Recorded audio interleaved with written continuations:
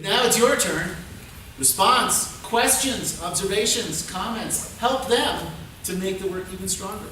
So, why don't we begin? I'll begin with one question to our composer and librettist. What do you think about seeing this for the first time run through, even though with the piano, not with a full orchestra, but what's your response? What are your thoughts?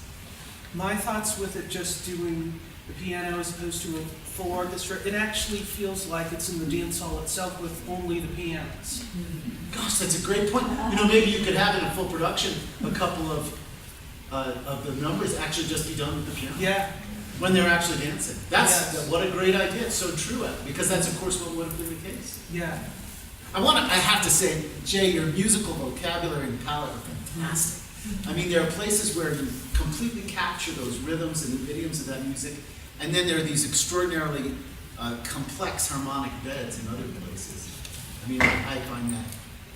Is that what you were thinking of? Well, when I was thinking of this music, I was thinking of different styles of music. I was thinking of Brahms, his music, Johannes Brahms, especially his folk songs, or his song settings and his lead.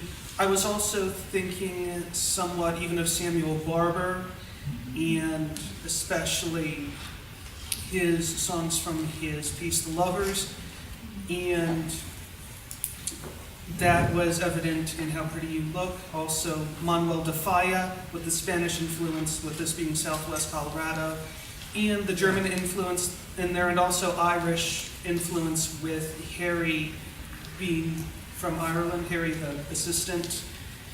I also thought of some modern composers. I would say probably subliminally. I kind of think of the music of Percy Grainger a little bit sometimes, not all the times, but occasionally his influence will pop into my work. I wasn't listening to him at the time, but I kind of have like a subliminal folk element into this piece, but I wanted to combine it with more modern harmonic language. And when I wrote for the different scenes, I wanted to do the character of like a certain scene, such as the butcher shop. I wanted it to be very mechanical, very clockwork oriented, but comedic at the same time. I thought that worked really well. Mm-hmm. Enid, nice peacock feathers. What about saying all your words? What were your thoughts? What do you think could be stronger, or changed, or how did you feel? Well, I just like to say thank you to this team of incredible artists for making me cry. You've worked very hard. This music is not easy, and it didn't have a lot of time, so thank you so much. It was a gift. So, questions? I sort of like that. Okay, Jeff. Go ahead. Yeah. So this is for the composer, librettist, as well as the performers. The opera seems so rooted in this 19th century world of the West and its gender roles, which are really foreign to us all, especially what's clear here. Most of you characters, especially the female characters, are playing women who are really engaged in transactional relationships with men. How do you feel as a performer and actor? How do you try to get into this world of these really hard gender roles where things are just so crudely transactional?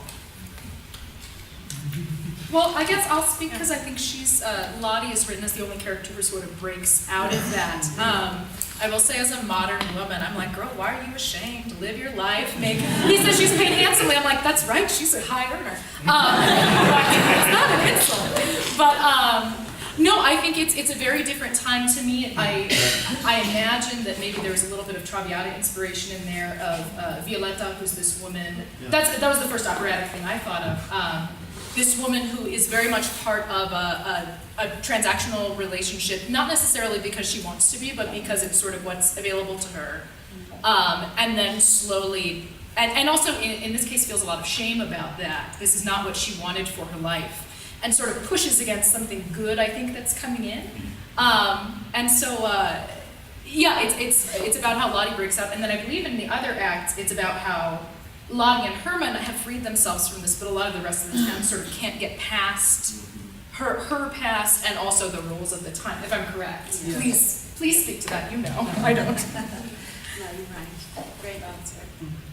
I think another aspect of this is not only the gender roles, but the class structure, which we see a little bit of, and there's more in the other acts. Since I got to portray like 4 different women, you know, from the middle class or sort of upper middle class women that, you know, maybe have husbands who provide for them, but the lower class women, they have to provide for themselves, so they have to have that transactional sensibility, which, you know, is still true for a lot of people today. As the total jerk of this I would like to say that, you know, I personally, as a man and as a father of people and who has a mother and a wife, I aspire to be better than this. And so, you know, really the things that came up when we talked a little bit about transactional versus like sort of the ideal, my head keeps going back to Gamergate and how now there is this movement that says that this is okay and this is something that we should allow in our society so that we can be free as men. So that's how I prepared for the role. The internet's a really crappy place. Don't go there. And that's how you get into that headspace. Sadly enough, It's still real. it hasn't changed all that much. Jocelyn? So as this is being performed, the singers are singing Colorado to the music. Were there places where you were especially fond of how those came together? Were there places where, because you're the ones performing on stage, it seemed just a little trickier? That's in the interest of the workshop side of things. I wanted to say that I thought the place where it took off were those 2 duets in the middle there. The first duet between Herman and Lottie, where Jay, the way you said it, it struck me was very interesting because at that point they both began singing their roles simultaneously. I would actually like to see more of that because I thought that was excellent writing. And the characters at that point are clear and strong, and that's my response as an audience member was that at those moments, at the trickier moments, I thought it began to really actually even go to a higher level. But you guys are the artists, so your thoughts. I think from the performer's perspective, the hardest parts for us were the ensemble pieces, because there's so few of us, and we're trying to create this atmosphere of probably dozens and dozens of women, and then creating this ruckus environment. And that's always tricky to do when you're going, okay, I have to create the energy of a whole lot of people, and there's only a couple of us.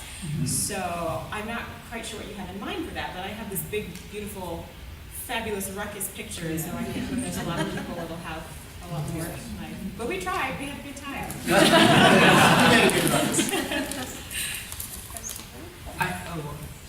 Sorry, I had a quick question for Ian. I loved the story. The story was absolutely beautiful, but I want to know more. Are you thinking about expanding on it?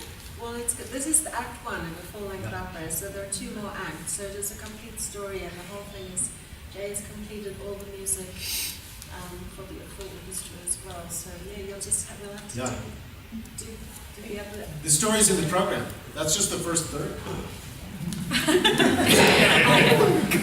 Tune in next week. I have a question for the performers.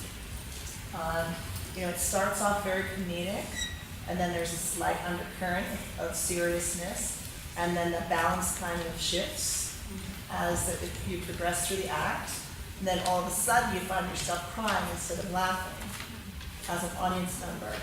So I was wondering how you all negotiate, because it's a very delicate transition as a performer. Did you talk about it? Did you talk about how to shift that balance? How did that play out? So I'd say, so as a performer, we are not given the full liberty to feel the emotions.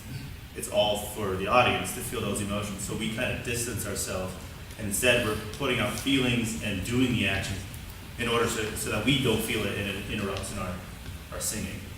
Yes, I know that, but I'm trying to figure out how you must have, as an ensemble, you have to agree about when we're going to tip the balance. I thought it was in the duet, the same duet that you referred to. But I was just wondering, as a team, did you have conversations about when to structure that transition? Because you can't have half the people still thinking we're on the comedic balance and the rest moving into the dynamic balance, right? So how did that play out?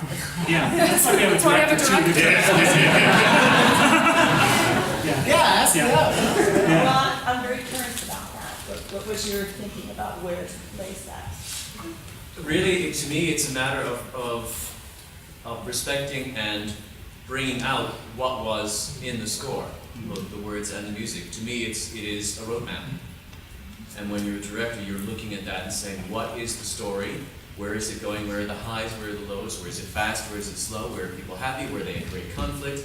And you shape it out so that it's not like this, but in fact it's going somewhere more intriguing, and it pulls you in. It's beautifully written in that we open with a very rustic, very simple, very charming working man sort of scene, and then we get a flavor of the town outside from the appearance of the dreadful Mrs. Bennet. So we played with that, but we wanted her to be a real person at the same time, but at least it gives you a flavor of, okay, that's what's outside there, and then we break open, and it's written to break open to go to this whole dance hall place, and it's a very different world. I wish we had had time to share even more of the beautiful music that Jay has written and that Enid has done words for. There's so much beauty in the story, and there's so much richness in the characters, and this is a terrific, terrific bunch of talents who brought a lot with them, which made my job very, very easy. As soon as I said, well, I'm thinking this, and because we have to build here and you have to go there, and I think this is a nuance, and I think this is a big one, I only had to say anything once, and they took it in and they ran with it. So, bravo to them. If I may, one of the things is that I have to put a lot of faith in the director, because I can't see anything that I'm doing. And so, if it doesn't work, I have to listen to him because I'm never going to know. I'm going to think that I'm awesome, and because that's my status quo. No, I'm just kidding. But it really is. It's very, very important, I think. And as a team, I got that sense that we all were pulling in the same direction, and that direction that you were talking about, that twisting and turning in the momentum of this piece, is really because of the words and music, and we just tried to serve that. Right, I mean, just so you'll understand the whole process of this workshop, we had 3 hours last night to stage this. So that's how this happened, and that's how good everyone is.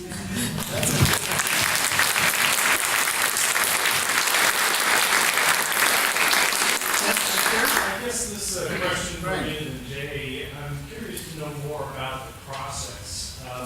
This has all come to a beautiful fruition, but I'd like to know, when did it start? What point did Jake come in, and the two of you work together? Well, there's a story there. I was studying music here at Western in the music department, and I was delusional. And I thought that if I wrote this opera libretto, I'd be a good enough musician to compose the music myself when I finished. But alas, and so I had an existing work which was almost fully written, with the exception of a few scenes.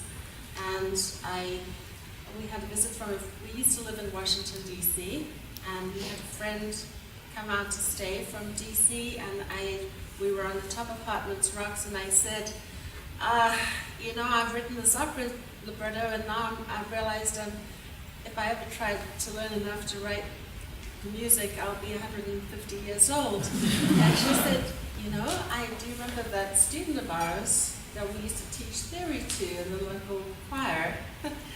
Well, he's Jay Carruthers, and I sort of didn't quite, and then I did, because I remembered this little boy coming into this huge church and playing the organ as a youngster. And he'd been in my theory class a couple of times, and he knew all the answers. And so she said, well, he's doing his DM at Catholic U at the moment, and I ran into him a few weeks ago, and he told me he wanted to do an opera as his final thesis. And I said, oh, well, do you think he's a church musician, right? Do you think he'll like this one that's set in a cat house? She said he may well, because Jay had done a lot of research for a movie score that he did, which had a Western theme. And so he had already researched a lot of the instrumentation used at that time to write the music. So she sent me some pieces of music by him. I sent him the libretto, and we haven't much made in heaven. Yes, I actually was fairly somewhat comfortable with the subject matter because previously I had done a mini opera based on the scenario of Lisa Nowak. If you don't know who Lisa Nowak is, she was a NASA astronaut, no longer is anymore.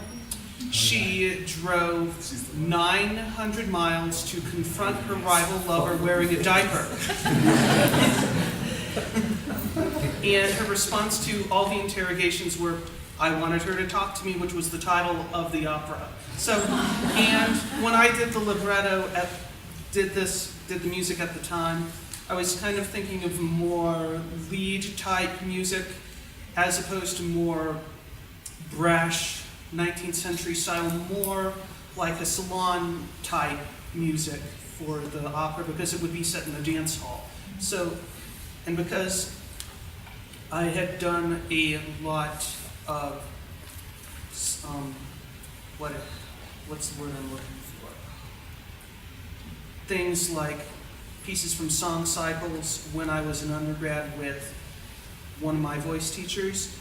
It was a breeze to do this, and it just felt so perfect with me doing a lot of the lead and the melody, and it just made sense to do that. When I was young, the first jazz concert I ever saw was U.B. Blake. Mm-hmm. He was about 90 and I was about 12. But I vividly remember him saying, I became a good jazz pianist. He was one of the first great jazz pianists, and of course a great writer of Broadway shows. And he said, gave a talk after he played, and somebody asked him how he became a good player. And he said, I had classical training, and then I started sneaking off to play in various places in New Orleans when my mother was around, and I made a lot of money, and I started playing in cat houses. And the way I became better was, the bottom line is as you moved up the ladder and you played in the better and better cat houses, you had to play faster. The more money those guys were paying, the more you had to play as fast as you could. So, that's one way to do it, I guess. Yes? Yes? I was wanting to ask the pianist what the experience was like to be solo at the piano, attempting to create this marches. Heroin. He's also the musical director, so he put the whole thing together musically. No, it's quite normal experience, I guess, to play a score quite large scope. So it's actually kind of fun because you get to play loud. And often you don't get to play loud when you're playing with other people because obviously the instrument is quite large. But it was fantastic playing. To come in and do that for an hour, that's amazing. Music that's never been heard already.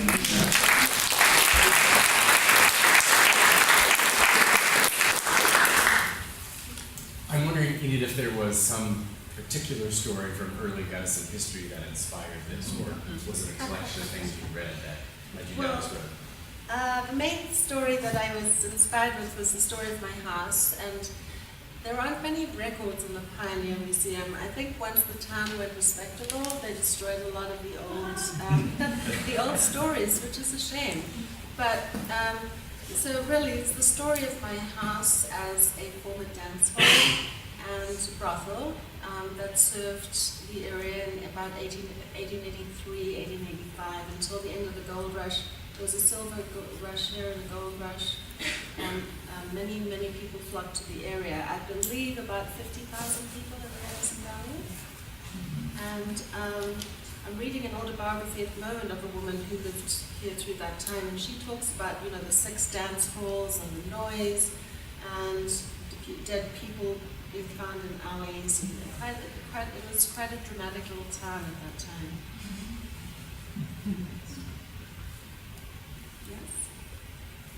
First off, I just want to say thank you so much. This was just terrific, and all your hard work is really appreciated. So I just want to say that first. And I wanted to. It was interesting to me that Lottie ends up being something of a cipher for us in this first act. I was so happy to hear that there was more to this story because I felt like I was getting to know the male lead's character quite well, and he even has sort of this transformation. That he falls in love, he goes from something of a cad. And this loving, gaze that he has for Lottie lifts him up. And all this time, I'm thinking Lottie has yet to speak for herself. She only projects what is assumed that she would project. And I'm curious, as the opera goes on, do we get to know her a little bit better? Yes, you do get to know her quite a lot better, but there's that opening aria where she first arrives, where you get a glimpse of her cynicism at this environment and her rage at the way that men dominate the world. And there were very few opportunities for women to work at that time, and so they were trapped in this man's world. And I think did you feel that she expressed that at the beginning? A bit. I feel a little bit the same way that you do, that she doesn't, that this first act is more about his feelings. As a woman who's been in that situation, sometimes it's great and sometimes it's awful, and you have to take out a restraining order. Love me, love me, love me. But in this case, I'll take a restraining order. But in this case, it winds up being reciprocated. But I think some of her initial hesitance the way I read it, some of her initial hesitance to take his proposal is because she doesn't think it's what she's supposed to do. And she's sort of moving from one version of womanhood to another. And maybe there's not a lot of opportunity in this world to expand on that. And maybe there is as it goes along, but we're at the very beginning of the story. I also have this crazy idea that she should be played by a dancer, and she should never speak, and it should all be about how she's objectified. But that's crazy. That's what Acts 2 and 3 are for. Well, also, one of the other things that I kind of think of it, the one piece that comes to mind with the whole thing about Lottie being a cipher in the first act is Puccini's Tosca. Tosca is kind of a similar treatment too, where you first see Cavaradossi and the other characters in there first, before you even see Tosca, and she comes in later in the first act. And that's very common in opera for the lead character to be talked about a lot before they ever get to express themselves. That's not uncommon at all. Yeah. The Mikado doesn't come in until halfway through Act 2, and the piece is named for him. So. Did you settle on the plot? It's in the program, so I'm not giving it away. Did you settle on the plot ending right away, or did you have alternative ideas about what might happen to Lottie?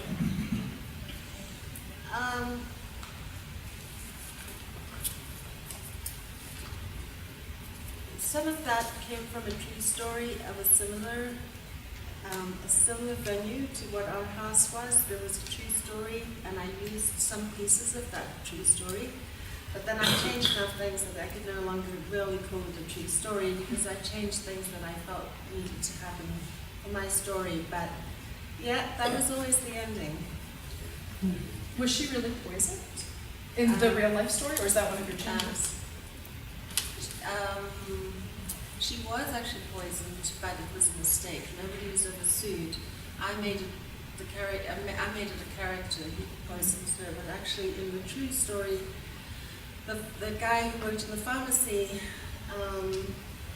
made a mistake and gave her something that was also. And in fact, her husband, rushed her and administered the medicine to her, and she died.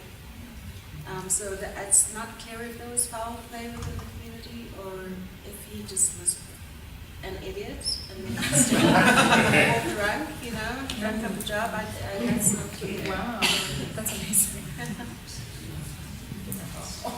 Well, Eva, do you want to, are you going to? I have a question. I'm a little bit curious.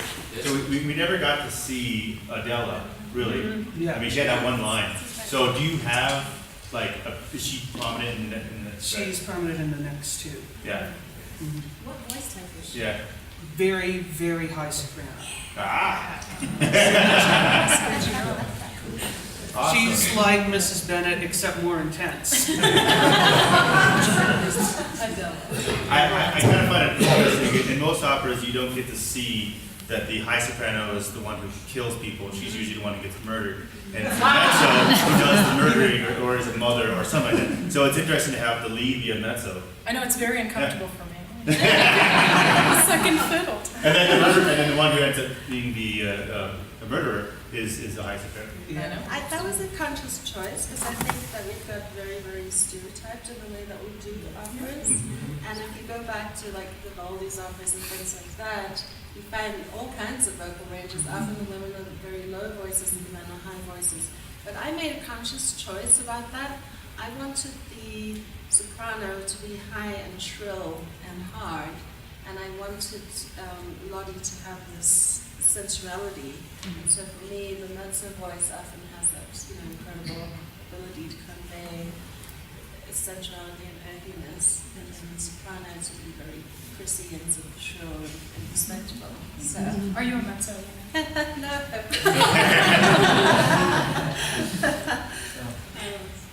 So this conversation can continue. I hope it will continue, and we've broken down the barrier between the stage and the audience. We have another event at 6 o'clock. I want to give people time to get to that if they want to go, but that doesn't mean you have to leave here necessarily immediately or come over there, but I hope we'll see you all there or later. And I just want to thank you from the bottom of my heart, all of you. This was so much work, and you guys have done such an extraordinary job. Thank you.